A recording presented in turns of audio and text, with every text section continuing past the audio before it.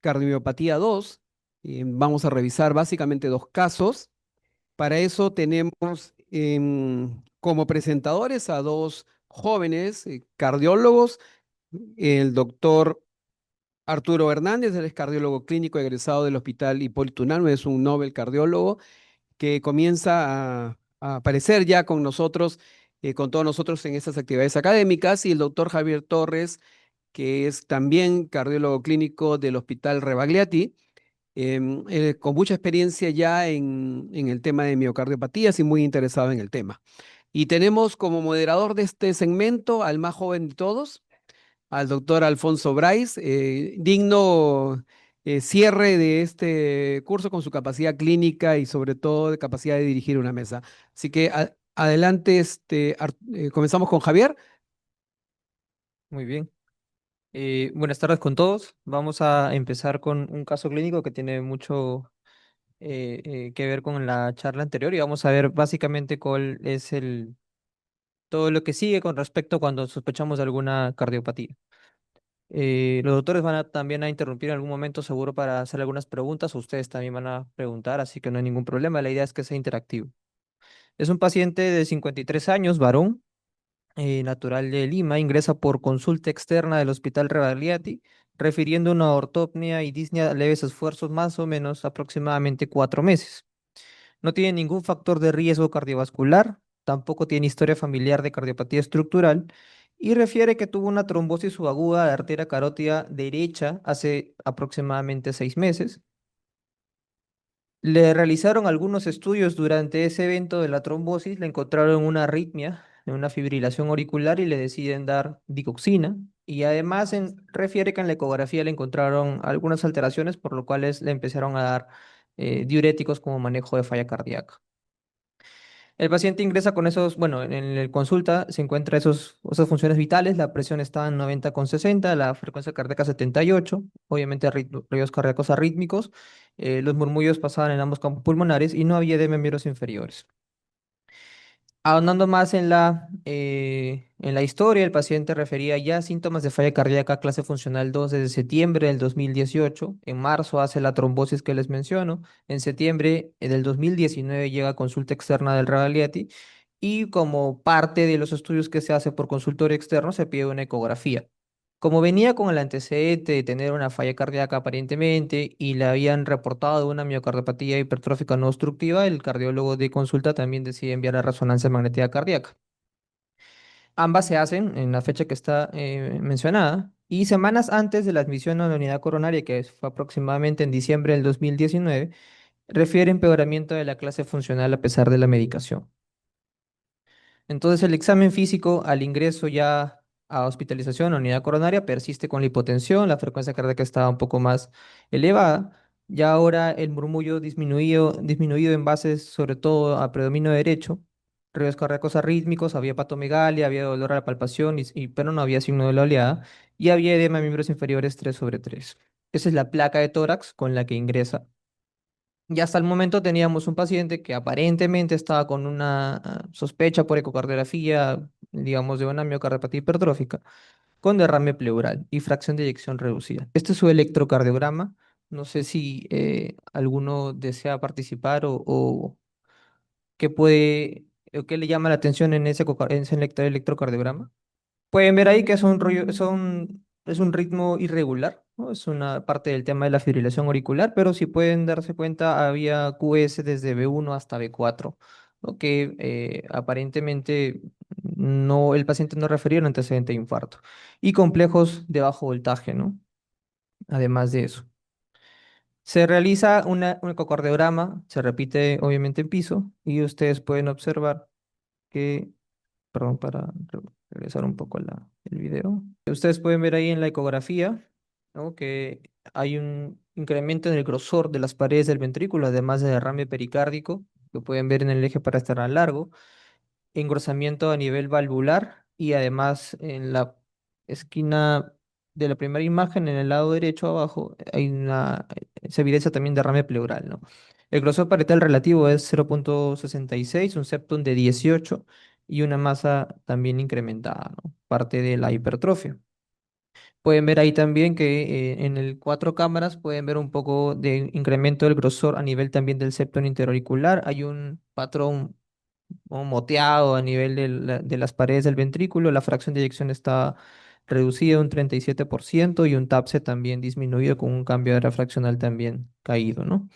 Ustedes pueden ver ahí en la imagen de la eco. Este es el patrón de Doppler tisular, de Doppler mitral y tisular también. Obviamente no había onda A porque no había estado en fibrilación auricular, pero tiene una onda E pequeña de 3, una relación E sobre E prima en 30, que pues muestra que hay un incremento de presiones de llenado, ¿no? Además también un gradiente BDAD aproximado de 25 aproximadamente o 27 y una vena cava inferior en 24 que pues no colapsaba además, ¿no? Pues porque había bastante sobrecarga de volumen. Se procedió a hacer el estudio de strain longitudinal global como parte del estudio de una cardiopatía hipertrófica y bueno, se encontró este patrón que ustedes pueden ver que hay una preservación apical más que a nivel basal y a nivel medial, con un strain bastante disminuido en -3,9%. Y algunas relaciones que ustedes ven a los costados, que es SBA y relapse, que ahora lo vamos a ver cuál es la utilidad. En este caso, el SBA es la relación a nivel de los valores del strain que ustedes ven, los numeritos que están ahí a nivel apical entre la parte basal, solo la parte basal, y el relapse, que es básicamente el strain o la sumatoria de los strain de la parte apical entre la relación entre la base y la parte media entre dos, y eso se divide y encuentra también, o sale un valor. El relapse es como el patrón de preservación apical, que debe ser más de uno para decir que tiene un patrón de preservación apical. Nosotros en el hospital utilizamos un score que es el IWT score, que es básicamente para poder orientarnos si es que existe o no algunos hallazgos para sospecha de amiloidosis cardíaca. Y en este caso teníamos, ustedes pueden ver abajo, hay un sistema de puntuación y teníamos todos los puntajes ya obtenidos, ¿no? L sobre prima era 30, cuando es más de 11 ya tenemos un punto, el TAPSE también por debajo de 17, 19 teníamos 2 puntos, el strain también estaba bastante disminuido, el SBA, que era la relación que les decía de los valores de strain, también está por encima del valor y teníamos aproximadamente unos 10 puntos en el IWT score. Entonces eso nos da una mayor sospecha de que pueda tener amiloidosis cardíaca, aparte de los ya mencionados hallazgos en la ecocardiografía, que son red flags, ¿no? Javier, un ratito como estamos en un curso y tenemos tiempo, Ujú. para ser un poco dinámico, porque acá has tocado tres puntos que me gustaría, si alguien quiere participar en un comentario, o yo decirlo. Fíjense ustedes, el electro, una cosa, cuando ven un electro, al margen de que si es infarto o no es infarto, de que tenga o no tenga, ven complejos pequeños en una persona que no tiene por qué tener un electro de complejos pequeños. Y después ustedes ven, miren el ecocardiograma. Hemos tenido toda una mañana brillante de valvulopatías y de miocardiopatías, la ecogenicidad del músculo cardíaco. Miren la ecogenicidad de este músculo cardíaco como si fuera medio moteadito, transparente. Más claro, da la impresión de que diga, está infiltrado con algo, ¿no? De complejos pequeños, una infiltración que tiene. Y miren, y la lectura del Sparkling, de- Carlos, quisiera tú hacer un comentario, tú que eres experto en eco para, ¿ah? Así aprovechamos también tu conferencia. Claro. Bueno, al respecto, esto a diferencia del caso que nosotros presentamos en la sesión previa, aquí se nota una hipertrofia, pero parece una hipertrofia mucho más simétrica, ¿no? Y los valores de strain claramente son sugestivos de lo que llamamos la preservación apical. Obviamente está reducido el strain a nivel apical, pero comparado con el resto, está relativamente preservado. Por eso es el término de relative apical sparing. Y bueno, lo que decía el doctor Rice tiene total razón. O sea, son complejos de bajo voltaje que no guardan relación con esa tremenda hipertrofia. Yo no esperaría que una cardiomiopatía hipertrófica de origen genético tenga un electrocardiograma con complejos tan pequeños. Entonces, todo eso me hace sospechar que es una amiloidosis. Así es.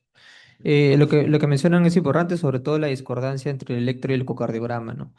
Y eso es lo principal que hay que recalcar, sobre todo en el tema de amiloidosis cardíaca, ¿no? Ahora, el que hizo la primera ecografía en consulta externa probablemente no ha tenido, bueno, era 2019, no había un conocimiento tan amplio con respecto a amiloidosis como lo hay ahora probablemente, pero sí había algunas cosas que sí nos pueden llamar la atención que uno debe pensar en amiloidosis. Una, Pero son clásicos, así es. una pregunta. Cuando hacemos el estrés longitudinal, muchas veces esto es muy dependiente también de la mano del operador y muy dependiente de determinar los puntos exactos. Me llama la atención, porque el cuadro es muy clásico y muy típico, me llama la atención que el strain de apical también esté bastante disminuido, a pesar que hay diferencial con los basales o los mediales. ¿Es posible que haya una alteración o una mala posición de los puntos para generar el strain ahí? No, lo hicimos con las imágenes que están aquí, que básicamente si ustedes ven ahí, si se ve la parte de la punta, quizás en el dos cámaras la apical anterior no se ve del todo, pero se veía adecuadamente el apex, ¿no? Esto es muy probable y lo van a ver ya con el resto de imágenes, es el grado de compromiso que tenía de infiltración y obviamente el peor pronóstico que implica eso también, ¿no? Es muy difícil que una amiloidosis se encuentre con una fracción de eyección tan reducida y además con un strain longitudinal también tan caído, ¿no? Y ahí podemos predecir que estamos hablando de probablemente una amiloidosis bastante severa. Y eso nos podría dar una indicación del tipo de amiloidosis quizás. También, así es. Si me permite, una apreciación más sobre su pregunta, ¿por qué puede estar alterado? De repente, una cosa a tener en cuenta es ya el avance de la enfermedad, por lo tanto, todo el ventrículo. Y otra cosa importante es que está en fibrilación auricular. Entonces, eso también Mm. puede hacer que la cuantificación del strain no sea la más correcta, pero obviamente en esas circunstancias yo también hubiera intentado hacer el strain. Sí, en nosotros, bueno, en fibrilación auricular no se puede hacer, sobre todo si hay taquicardia, pero con frecuencias un poco más controladas uno puede optar por hacer, al menos captando solo un latido, pero tiene que coincidir las tres ventanas con misma frecuencia o similar a la frecuencia, si no te va a rebotar el hecho de hacer el Bullseye, ¿no? Claro, de acuerdo. Esto, bueno, se recuerdan que se había hecho una resonancia cardíaca en consulta externa. Bueno, se procedió a leer la resonancia y ustedes pueden ver aquí, perdón que no está corriendo el loop, que ahí en la pequeña imagen que han tenido del video hay una función bastante disminuida de derrame pleural. Ahí se ve además el derrame pleural, como les decía, bilateral, el derrame pericárdico, el crecimiento de ambas aurículas en comparación con una resonancia magnética normal. Es completamente alterado esa resonancia. Además, también en eje corto, ustedes pueden ver el aumento del grosor a nivel del ventrículo izquierdo, igual el derrame pericárdico, bastante, probablemente sea de grado moderado y una fracción de eyección estimada en 20% con una masa también incrementada.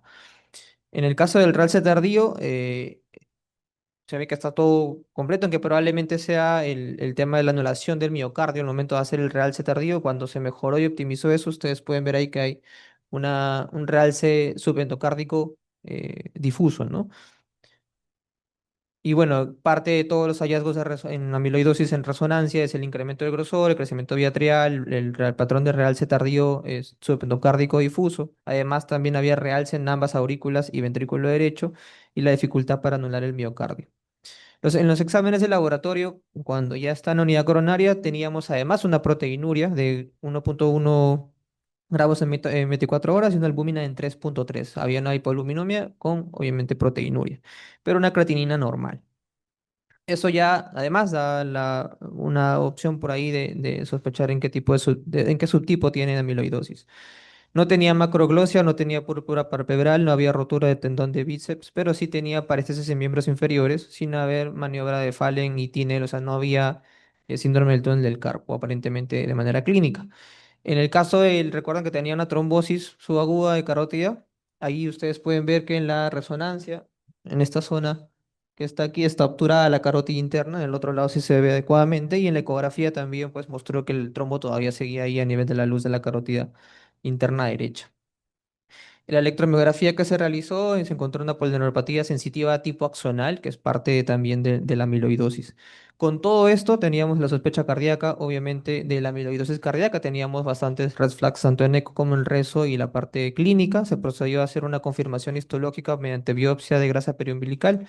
Y ustedes pueden ver ahí que en la parte izquierda, en la parte rosada, es el depósito de amiloide. Cuando se pasó a luz polarizada, se encontró ya el verde manzana clásico. Ahora, ¿qué tipo de amiloide está depositado? Obviamente, por clínica es muy probable que pensemos en cadenas ligeras, sin embargo, necesitamos una espectrometría de masa para saber qué tipo, pero lamentablemente en el país no la tenemos. Clínicamente, a la edad que tiene, que era 53 años, tenía dos posibilidades, tener AL o tener transtirretina hereditaria. Era muy difícil que tenga transtirretina hereditaria, sobre todo por la fracción de eyección que tenía tan reducida, aunque también puede observarse cuando ya hay un estadio más avanzado, ¿no? Después de la sospecha, bueno, el tema del diagnóstico histológico, hay que ver siempre, aparte de eso, la gamopatía monoclonal, que es básicamente con ensayo de cadenas ligeras, y la gamografía ósea, que en este caso igual se realizó, como la guía menciona que primero va con las proteínas monoclonales. Sin embargo, en ese año, en el 2016, había salido ya un algoritmo y ponía los dos a la par, tanto la gamografía como el ensayo de cadenas ligeras, y bueno, ahí ustedes pueden encontrar que en el planar sí había un grado de captación menor que la parte costilla. Se confirmó con el SPEC, no tengo la imagen ahí. Y las cadenas ligeras, bueno, había un incremento a nivel de la porción, una banda en tercio medio de la fracción gamma de cadena lambda que ustedes pueden ver en el lado derecho inferior. Entonces era catalogado obviamente como una amiloidosis cardíaca en cadenas ligeras y G de cadenas lambda, ¿no? Lamentablemente este paciente se inició terapia Cyborg, que en ese momento era lo que teníamos en el hospital. Se descartó que tenga mieloma múltiple y el paciente fallece luego de 5 meses del diagnóstico. A pesar del tratamiento, reingresó por terapia de falla cardíaca y bueno, como ustedes ven, era un paciente bastante avanzado, ¿no? Y es el primer caso que tuvimos, que ya teníamos en el hospital probablemente, pero con el que empezamos a buscar un poco más las cadenas ligeras y tratar de actuar un poco a tiempo y no esperar que vengan con tanto compromiso cardíaco. Gracias.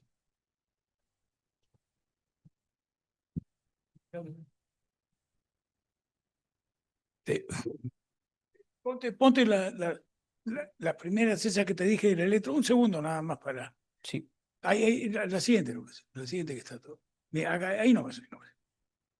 Una cosa interesante que yo quiero, perdóneme que insista con esto, porque este es un diagnóstico aquí de hace 35 o 40 años. No es un diagnóstico de hace 10 años. Hace 35, 40 años ya teníamos eco bidimensional, o ya había, no hay tanto. Ahora todos los hospitales tienen un eco bidimensional, tienen un electrocardiograma, que pueden hacer la sospecha con el cuadro clínico que tienen. Esta infiltración, no se olviden, para la gente joven que está acá, que no diga, cuando ven ahí, eso van a decir, hay un infiltrado. No se mueve bien, tiene un patrón restrictivo que también se lo da el eco Doppler. Y estos son los últimos equipos que ven que es una pérdida total con estrógeno. Después viene la otra parte, ya ese es post. Los últimos 10 años no tengo plata, algunos hospitales lo pueden hacer o no. O sea, este caso debería ser sospechoso desde el primer momento. Después viene la técnica de que si es genético, no genético, qué grado, no grado, y después el tratamiento es una pena. Y el tratamiento específico para esto es muy caro, carísimo, no se puede cumplir. Pero en fin, acá ya tienen ustedes un diagnóstico. Que no me digan que no saben cuál es el diagnóstico de hace 30 años para después pasar. Por eso es que se ha querido presentar este caso magníficamente elaborado como parte de una educación completa y una enfermedad infiltrativa, y en este caso amiloidosis, que cada día es más frecuente. Así es. ¿De acuerdo? Doctor, un comentario de la época moderna, que yo soy de la antigua. Sí, de hecho, no somos tan modernos tampoco, tenemos más allá de 25 años en la carrera. Y la primera formación que tuvimos a nivel residentado en el mismo hospital de Javier Guilipuerto Unano fue hacer ecocardios y veíamos este patrón infiltrativo, patrón tipo vidrio esmerilado, que sí nos hacía predecir de una amiloidosis. De hecho, el advenimiento de nuevas técnicas nos están permitiendo hacer la diferenciación entre AL y TTR, y eso creo que es la mejor lección y lo importante. Este paciente tiene un final triste, definitivamente, porque tiene una amiloidosis tipo AL de cadenas ligeras, la cual el tratamiento escapa mucho del tratamiento cardiológico, es un tratamiento más hematológico, con quimioterápicos, entre otros, y que deberíamos haberlo derivado rápidamente. Obviamente, no es culpa de nadie, pero es parte sí de la evolución de los pacientes. Entonces, si bien es cierto, la ecocardiografía nos puede ayudar a determinar, hay otras patologías que podrían también alterar y darnos una imagen similar, no voy a decir que bastante, pero me parece que un caso muy aleccionador, sobre todo después de la charla del doctor Camilletti. Te felicito y muchas gracias. Gracias a ustedes.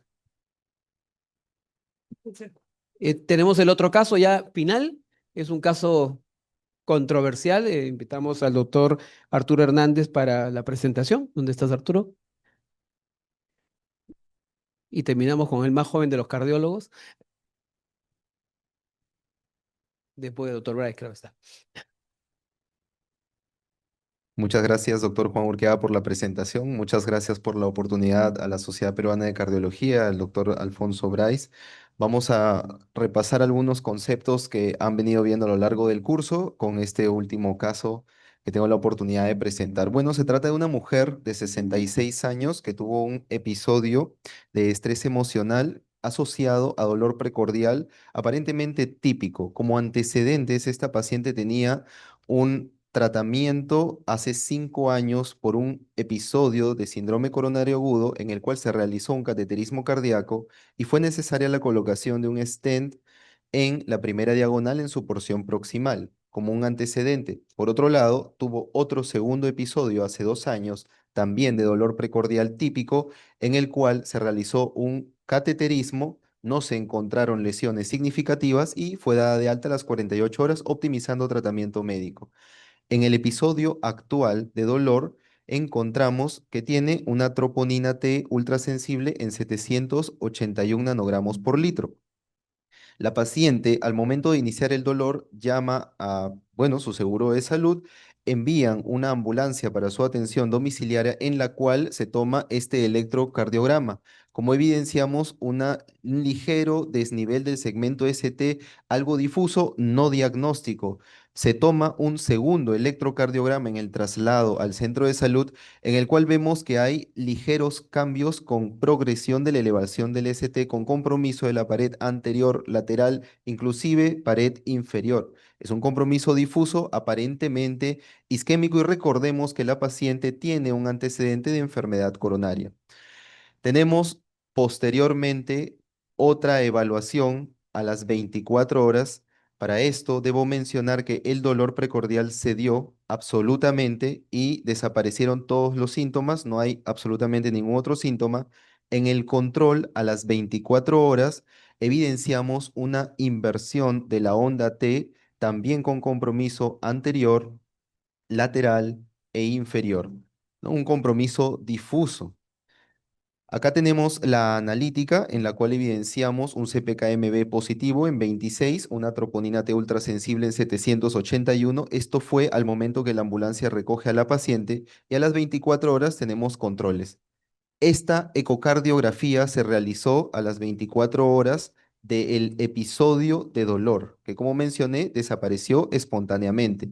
Y aquí vemos una bueno, lo que se puede evidenciar es que existe un compromiso de la motilidad a nivel de los segmentos apicales, con una aparente aquinesia apical, una imagen sospechosa de un trombo que podría estar asociado con esta aquinesia apical y con una extensión, una hipoquinesia severa anteroseptal que también se puede evidenciar. Solo para mencionar con respecto al strain longitudinal global, que es una técnica, entre comillas, moderna, lo que hace el software es valorar el acortamiento y el ensanchamiento de las fibras miocárdicas para poder predecir de una forma más precoz lo que son cambios a nivel de la función miocárdica. Y esto lo hace tomando en cuenta el trazado electrocardiográfico del cual va a extraer las fases del ciclo cardíaco. Como ya lo han mencionado antes, así tenemos que en el estudio de strain a las 24 horas de esta paciente vamos a encontrar algo bastante marcado, y es que en los segmentos apicales vemos una disminución severa del strain longitudinal global, mientras que en los segmentos medio basales el strain está conservado. Esto se repite tanto en el análisis de 4 cámaras, 2 cámaras, como en el análisis de 3 cámaras. Así vemos nuevamente un control ecocardiográfico a las 48 horas en el que se evidencia una recuperación de la contractilidad de los segmentos anteriores que se veía en la primera ecocardiografía a las 24 horas, además de una ligera recuperación de la motilidad de los segmentos apicales. El control laboratorial nos muestra un descenso de las enzimas cardíacas CPKMB, tanto de la troponina T ultrasensible, que estaba en 700, cayó a 500. Y prosiguió a la semana del dolor precordial de la paciente con una desaparición espontánea, con los antecedentes de una enfermedad coronaria ya mencionados. Se le realizó una resonancia magnética para ampliar los estudios en los cuales se evidencia la persistencia de la alteración de motilidad en los segmentos apicales, una motilidad basal, medio basal conservada, sin otras alteraciones. Aquí vemos la secuencia de cine que nos demuestra lo mismo, ¿no? Un compromiso meramente apical con la motilidad basal preservada. Vemos también el estudio, esta es una secuencia de resonancia T2-STIR con sangre negra, en la cual nosotros eliminamos tanto la grasa como la sangre para poder valorar el tejido miocárdico, y el brillo del miocardio nos indica edema o fibrosis. Y vemos claramente que existe un edema severo a nivel de los segmentos medio apicales en la resonancia de la paciente. Y cuando hacemos la comparación de la secuencia T2 con respecto al control que vendría a ser un músculo normal, en este caso del pectoral de la paciente, podemos encontrar una razón T2 en 3.7, lo que nos indica que sí, efectivamente, hay un edema a nivel de la pared miocárdica, en este caso en las zonas apicales. También se realizó una secuencia de perfusión en reposo, en la cual no se encontró defecto de perfusión, por lo que se puede apreciar. Tenemos el realce tardío de gadolinio, que si bien nos muestra una pequeña cicatriz en la región, en la pared inferior del segmento apical, es bastante puntual y no podría explicar lo que vimos con respecto a la ecocardiografía del día siguiente del episodio de dolor, que nos mostraba una severa aquinesia apical con hipoquinesia de los segmentos anteroseptales. Acá vemos el T1 mapping nuevamente para valorar lo que es inflamación del tejido miocárdico con un punto de corte para este resonador de 1200. Tenemos que existe una ligera elevación del valor con respecto al punto de corte a nivel del segmento inferior apical, pero en las demás muestras se encuentra conservado. Por último, se le realizó antes de un cateterismo cardíaco, este fue al segundo día del episodio de dolor, una angiotem coronaria, en la cual encontramos, como se puede ver en las imágenes, que la luz de las arterias descendente anterior, tanto en el análisis tridimensional como en la primera diagonal, que había sido la arteria tratada hace 5 años, existe una permeabilidad de ambas arterias, ¿no? Y aquí también vemos la permeabilidad de la arteria circunfleja. En las demás vistas, la reconstrucción tridimensional y en el cine podemos evidenciar nuevamente lo que es la contractilidad conservada a nivel de los segmentos basales y la alteración de motilidad en los segmentos apicales, y el árbol coronario totalmente indemne, ¿no? Con perfusión en todos sus segmentos y la presencia del estén en el segmento proximal de la primera diagonal. Acá tenemos también el análisis de la coronaria derecha, la circunfleja y la primera marginal, una gran primera marginal, que también tienen una perfusión adecuada. Este es el electrocardiograma control al mes del episodio de dolor precordial de la paciente, en el que vemos una persistencia de la inversión de la onda T difusa, tanto como mencioné anteriormente en la pared anterior, lateral e inferior. Y el control ecocardiográfico en el mes, que como dijo un gran maestro, hablan las imágenes, ¿no? Vemos que se ha recuperado por completo lo que es la motilidad en los segmentos apicales. Vamos a ponerlo otra vez, ahí está. Es real la ecocardiografía de la misma paciente. Los segmentos apicales se han recuperado íntegramente y para los incrédulos o escépticos, en el análisis del strain longitudinal global también evidenciamos una recuperación de la motilidad a nivel de todos los segmentos. Para terminar, mencionar como una frase aleccionadora, el horizonte, la utopía está en el horizonte, a veces es inalcanzable porque mientras yo más me acerco a ella, ella más se aleja. Y podemos pensar para qué nos puede servir la utopía. La utopía sirve justamente para eso, para caminar. Gracias por su atención y si hubiera alguna pregunta, quedo atento. Muy bien. Tenemos un poquito de tiempo. Este es un curso y ya vuelvo a insistir, como es un curso hay que explicar a veces un poco más. Sé que todos los acá presentes son expertos, o sea que me van a perdonar que sea reiterativo, pero este es un curso también virtual y virtualmente nos están viendo cerca de 300 personas que no necesariamente son expertos en imágenes, sino pueden ser amigos de las imágenes, pero a veces quieren que le precisen ciertos términos o ciertos conceptos. Vamos a regresar a la primera, que yo quiero aprovechar que esté acá. Está acá el maestro Mejía. La primerita es solamente para que hagas un ejemplo. Fíjense ustedes aquí, hace 5 años, bueno, puede ser 8 años ahora, pero en fin, hace 5 años dolor precordial y colocación de stent. Esta historia, esta señora estaba en un matrimonio, no se sintió bien, estaba con el malestar, dolor en precordial, un poquito le faltaba el aire, un poquito se puso pálida, sensación de náuseas, se hago una emergencia. Llega la emergencia, en la emergencia, no me acuerdo si hicieron troponinas, le tomaron un electro, un pequeño, no le gustó al cardiólogo que lo vio, le calmó el dolor, ya le pasó, no le dijo se hospitaliza, sino le dijo, señora, yo le recomiendo que mañana venga nuevamente para tomarle un electro.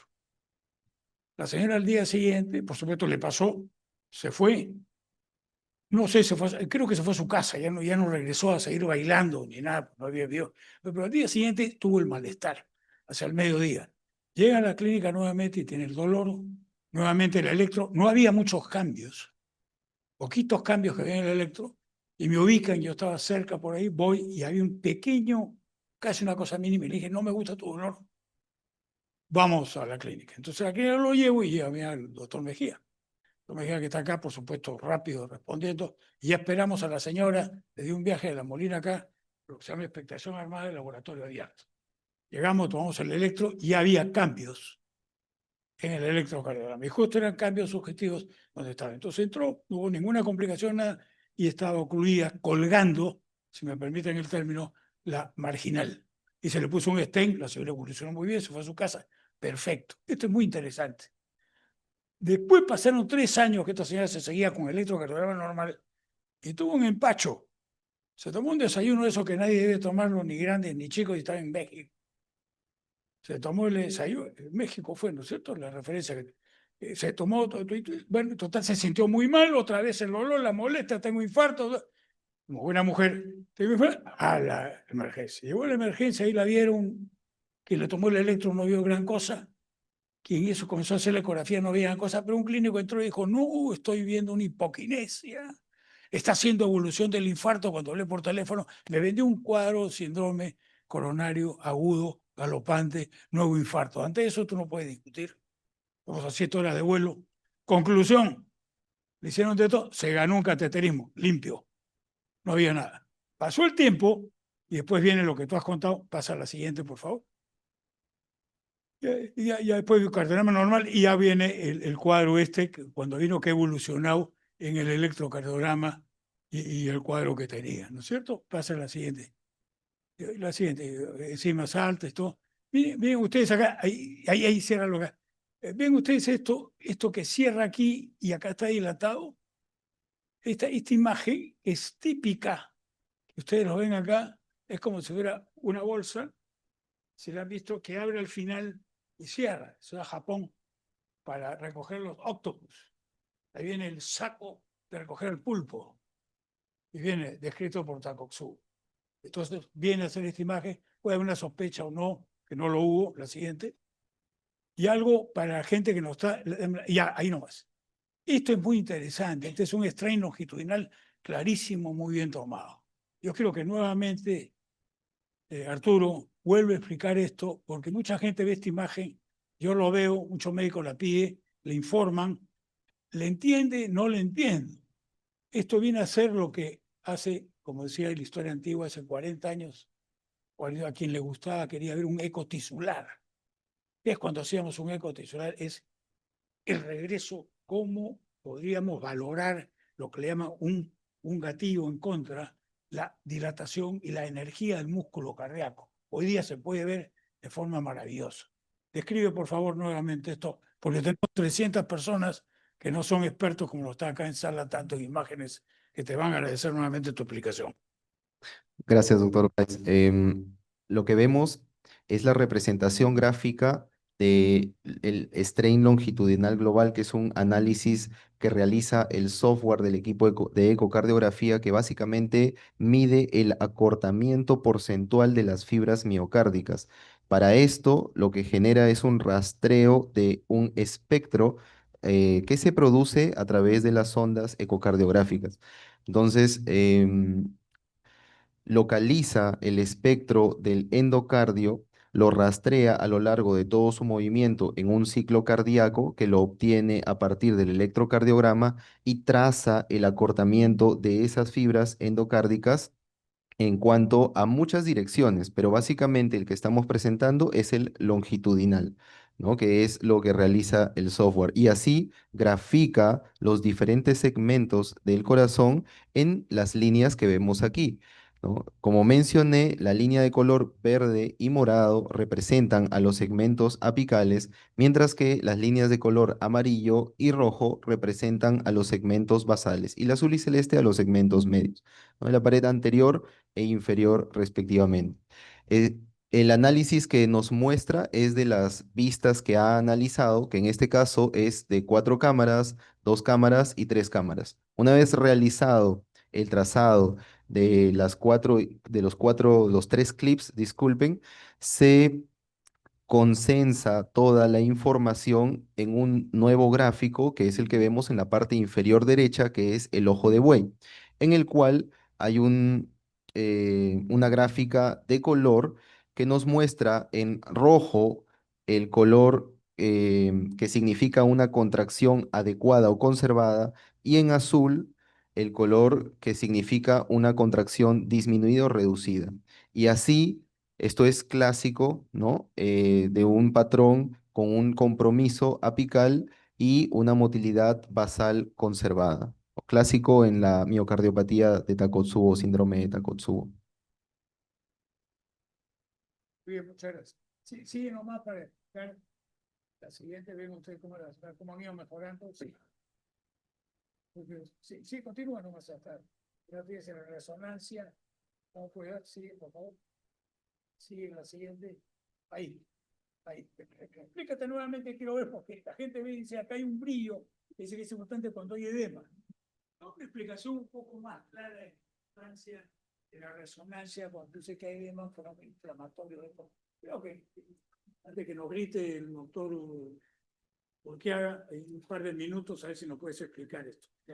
Muchas gracias, doctor Bryce. En cuanto a la técnica del estudio de imagen cardíaca por resonancia, nosotros lo que valoramos es la caracterización tisular. Y en este sentido, la explicación física se refiere al comportamiento que tienen las partículas subatómicas en cuanto a su spin, su dirección y su carga, que es sensada. Lo que se sensa es la recuperación del spin para yo poder representar o adquirir una imagen gráfica de lo que estamos resonando. En cuanto a la secuencia que se presenta, una secuencia es una adquisición o un sensado de este cambio del spin que tiene diferentes parámetros. Los parámetros son los que determinan la secuencia de resonancia en cualquiera sea el tejido. Y la importancia o ventaja de la resonancia con respecto a las demás técnicas de imagen es que nos permite valorar la calidad o caracterización del tejido. En este sentido, la secuencia T2-STIR lo que está haciendo es valorar principalmente el contenido de agua que existe en el tejido que se está resonando. Y así es que nos representa en color blanco la presencia o concentración de la cantidad de agua. Esa cantidad de agua nos significa clínicamente edema o inflamación. Por eso, la secuencia T2-STIR Black Blood, que es sangre negra, nos sirve para valorar el edema, en este caso el tejido miocárdico. Gracias, Arturo. Vamos pasando para la última parte de ver lo que viene a ser el strain longitudinal, cómo ha ido mejorando las imágenes. Sí, ambas. En fin, cómo ha ido mejorando. Bueno, y esto, por ejemplo, ustedes ven cómo la primera parte estaba aquí y había el daño. Fíjense ustedes que ya no hay el blue, todo rojo. No sé si quieren definir cómo el paciente mejora totalmente todo lo que es el flujo y la microcirculación en esta paciente.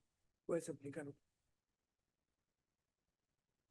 Justamente en cuanto al análisis diagnóstico diferencial, estábamos valorando cuáles pueden ser las posibilidades de la causa del problema que tuvo la paciente, si el dolor estuvo directamente relacionado a un problema coronario epicárdico o de repente a un problema de la microcirculación coronaria, como podría ser más probable. En cuanto a eso, de repente también mencionar el hallazgo del angiotem. Vemos que la presencia del stent en la porción proximal u ostial de la primera diagonal, pero se logra evidenciar una discreta sobreexpansión del stent o también podría ser un aumento del tono vascular de la arteria primera diagonal que está generando un vasoespasmo, ¿no? Sin embargo, no hay oclusión ni obstrucción del flujo en este sentido. Em, pero viendo la recuperación total de la motilidad en los segmentos apicales en un transcurso de un mes, la desaparición del dolor de forma espontánea sin ninguna intervención o tratamiento médico adicional y la recuperación también total de lo que es el strain longitudinal global, ya nos orienta a un problema reversible episódico que no ameritó ningún tratamiento ni médico ni intervencionista. Y es ahí donde la principal sospecha diagnóstica es que el problema está a nivel de la circulación microvascular. Muchas gracias. Creo que es un caso muy bonito, muy ilustrativo desde el punto de vista de... No sé si alguien tiene alguna pregunta o comentario al respecto. Adelante, doctor. Sí, bueno, en primer lugar, agradecerle por el caso porque es muy aleccionador, doctor. Bueno, yo tenía dos comentarios. Uno era el tema de repente, la valoración de ese stent en esa diagonal con tecnología que de repente no es espectral o que tenga muy alta resolución espacial. Si bien ahí se ve que hay sangre, o sea, se ve que está permeable posterior, creo que me da la impresión que podría ser un poco limitado. Y yo creo que enfatizar lo que usted comentó, que fue en una parte la presencia de realce, ¿no? Porque sí está descrito en Takotsubo que puede haber realce, usualmente es sutil, y si uno quiere darle más cosas para discriminar ese realce, suele ser transitorio, y si uno le pone un valor numérico, suele no exceder las 5 desviaciones estándares respecto al miocardio remoto, como para dar, digo, más pistas y aclarar un poco más el panorama del realce tardío en Takotsubo, ¿no? Muy buena observación. De hecho, estas imágenes son imágenes para la presentación, pero no tenemos un tomógrafo espectral ni un fotocondo como nos gustaría tener por ahora. Sin embargo, sí se hizo un análisis con filtros especiales para evaluación del stent que no se pusieron en la presentación y sí se veía la permeabilidad total del stent. Es cierto lo que Arturo dice, hay una dilatación, no sé si el doctor Mejía está, ya se fue, y de repente puedo opinar, ya que eso fue de sus manos hace 8 años. No, sí, primero felicitar a Arturo, excelente presentación. Arturo es ha sido residente nuestro, también ha estado por INCOR y, y siempre ha hecho muy buenos premios. Este es un caso bastante interesante porque en el sentido que está utilizando herramientas diagnósticas, ¿no? Y hoy en día lo que yo podría comentar es justamente eso, lo que se está discutiendo ahora. Ya en los laboratorios de hemodinámica tenemos 3 opciones. Uno, hay una lesión focalizada, una placa rota que se trata inicialmente con un stent, o hay enfermedad difusa, o hay enfermedad microvascular. Entonces, se puede, la duda es, ¿hay o no hay enfermedad microvascular? Esa es la pregunta. Entonces, hay herramientas como pruebas funcionales que se hacen en la laboratorio de hemodinámica, de diagnóstico de enfermedad microvascular, donde ahí, si existe esto, la terapia es básicamente médica, ¿no? Ahora, si el stent está muy al ostium, pareciera ser que está bien en el ostium del diagonal, 2 años de evolución, eso está totalmente endotelizado. Entonces, esto no sería tan, de repente si esto hubiera sido muy frecuente, menos de 4 meses, 6 meses, podría uno tener como posibilidad que esto ha sido consecuencia de un estrato no endotelizado del stent próximo a la diagonal área, pero ya con un tiempo más de 6 meses, esto está totalmente endotelizado y la posibilidad de que esto haya ocasionado un evento ya es más lejana. La primera posibilidad yo creo que como se muestra, más evidencia de un Takotsubo por lo que se está mostrando acá, ¿no? Pero sí es interesante que hoy en día en los laboratorios de hemodinámica es necesario hacer el diagnóstico de enfermedad microvascular y para eso hay tecnologías que están llegando a nuestro país para poder hacer y precisar en el laboratorio de hemodinámica pues, este tipo de enfermedad microvascular. Muchas gracias. De hecho, ese es un buen ejemplo de un estudio multimodal. La toma de decisión es muy difícil. En este caso participamos todos los presentes y decidir, de hecho, estaba el hemodinamista en camino, hubo un cambio de decisión clínica ante los síntomas del paciente. La paciente había subido 4 pisos para hacerse la ecocardiografía del segundo día, estaba totalmente asintomática. Un caso curioso, vino muy de la mano del esposo, muy cariñoso, muy preocupado, lo cual había un sentimiento de culpa y podría ser la causa del estrés adrenérgico. Algo que llama la atención en este caso es la repetición de posibles takotsubo, porque es posible que el segundo caso, no me cabe duda que el primero, hubo una oclusión de la arteria primera diagonal, pero en el segundo caso, donde sí le hacen otro cateterismo en México, está totalmente normal y le dan de alta, aparentemente también a las 48 horas.